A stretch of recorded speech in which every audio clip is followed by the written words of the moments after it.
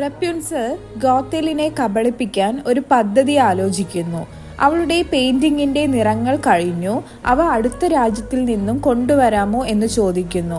ഇത് കൈവിട്ട അവസരമെന്നറിയാതെ ഗോഥൽ സമയമെടുക്കും, പക്ഷേ ഞാൻ കൊണ്ടുവരാം എന്ന് സമ്മതിച്ചു. 3 ദിവസം യാത്ര ആവശ്യമായതിനാൽ അവൾ ദീർഘയാത്രയ്ക്ക് പുറപ്പെട്ടു. ഗോഥൽ പുറപ്പെട്ടതിന് ശേഷം പിന്നാലെ റപ്യുൻസൽ അവളുടെ കബോർഡിൽ ഒളിപ്പിച്ചിരുന്ന ഫ്ലിൻ റൈഡറിനെ പുറത്തേക്ക് കൊണ്ടുവരുന്നു.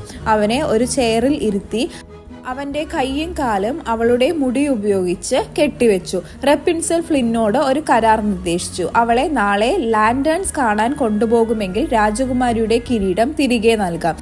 അവൻ അത് സമ്മതിക്കുന്നു. അവളുടെ ജീവിതത്തിൽ ആദ്യമായാണ് ടവറിൽ നിന്നും പുറത്തേക്ക് കാൽവെക്കുന്നത്. അവൾ പച്ചമേടുകളിൽ നിലത്ത് നിൽക്കുന്നു, പ്രകൃതിയെ സ്പർശിക്കുന്നു. അത് അവളുടെ സ്വാതന്ത്ര്യത്തിന്റെ തുടക്കമാണ്.